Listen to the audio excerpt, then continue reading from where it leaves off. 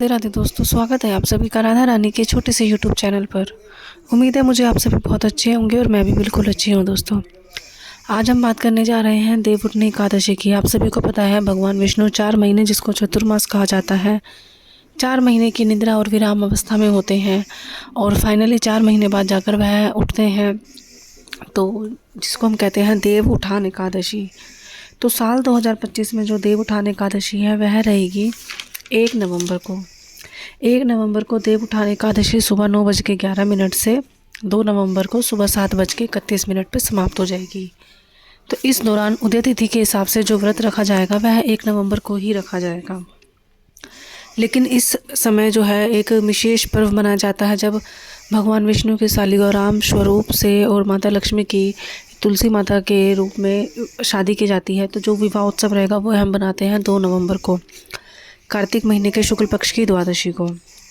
तो देव उठान एकादशी पे सभी क्या करते हैं, अपने घर में गन्ने का मंडप सजाते हैं, भगवान विष्णु की मूर्ति के लिए चौका लगाते हैं, मूर्ति लगाते हैं, उनके जो चरण होते हैं उनको ढककर रखते हैं ताकि चरण कोई देख ना ले, और फिर एक दीपक जलाते हैं पूरी रात, जो कि अगले दिन तक चालू रहता है, और भगवान विष्णु को फल फूल इत्यादि चढ़ाते हैं। और बहुत से लोग व्रत भी रखते हैं, पूजा पाठ करते हैं और अपनी जो मनचाही इच्छा होती है भगवान विष्णु से मांगकर एक अच्छा सा जो है मनचाही इच्छा का वर मांगते हैं।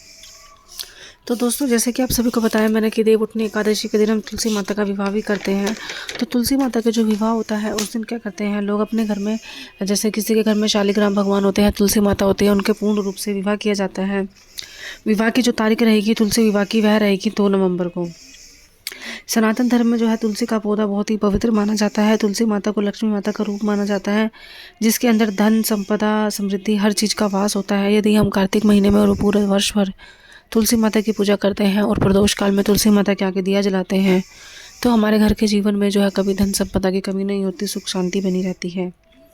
कार्तिक महीने की द्वादशी को तुलसी विवाह होता है, जैसे कि भगवान विष्णु का शालिग्राम स्वरूप और तुलसी माता का लक्ष्मी माता का तुलसी माता के स्वरूप में आपस में शादी करी जाती है। क्योंकि शादी दोस्तों एक ऐसा पवित्र बंधन है, एक तो भगवान विष्णु और माता लक्ष्मी आपस में पति पत्नी है, और शालिग्राम और तुलसी माता की शादी कराई जाती है, उनको अटूट प्रेम में और एक अटूट रिश्ते में बांधा जाता है।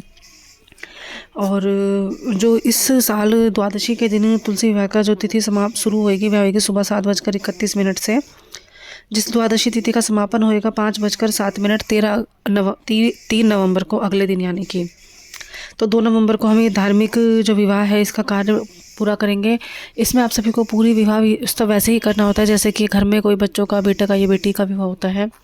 तुलसी माता को हल्दी लगाई जाती है, मेहंदी लगाई जाती है, घर में साफ़ सफाई, रंगोली आदि बनाई जाती है। आस पड़ोस में पड़ोसियों को, मोहल्ले वालों को, रिश्तेदारों को निमंत्रण दिया जाता है। बाकायदा पूर्ण रूप से शालिग्राम भगवान की बारात निकाली जाती है, तुलसी माता के घर वह जाते हैं और उनके पूरे फेरे होते हैं, विवाह होता है, उत्सव होता है, सब कुछ होता है। फिर जाकर ही तुलसी विवाह समापन हो जाता है। ऐसा माना जाता है कि एकादशी और द्वादशी के दिन तुलसी माता को श्रृंगार की चुन्नी जो है, श्रृंगार का कोई भी सामान अर्पण करने से हमारा जो अटूट सौभाग्य रहता है और हमारा सौभाग्य अमर रहता है। और इसी के साथ साथ माता जो है हमारे जैसे पति के कार्य में, तरक्की में, हर चीज़ में उनको सफलता प्राप्त कराती है। और इसी के साथ एक छोटा सा उपाय है, इस दिन आप क्या कर सकते हो, जैसे कि तुलसी माता को कभी तोड़ना नहीं होता इस दिन, लेकिन पूजा में भोग प्रसाद में तुलसी माता की आवश्यकता होती है। तो आप इससे एक दिन पहले यानी कि 30 अक्टूबर या 31 अक्टूबर को ही तोड़कर, 1-2 दिन पहले ही तोड़कर रख लें। तो दोस्तों, यही थी जानकारी तुलसी विवाह की। तुलसी विवाह साल 2025 में 2 नवंबर को बनाया जाएगा और एकादशी का जो व्रत रखा जाएगा वह रखा जाएगा 1 नवंबर को साल 2025 में।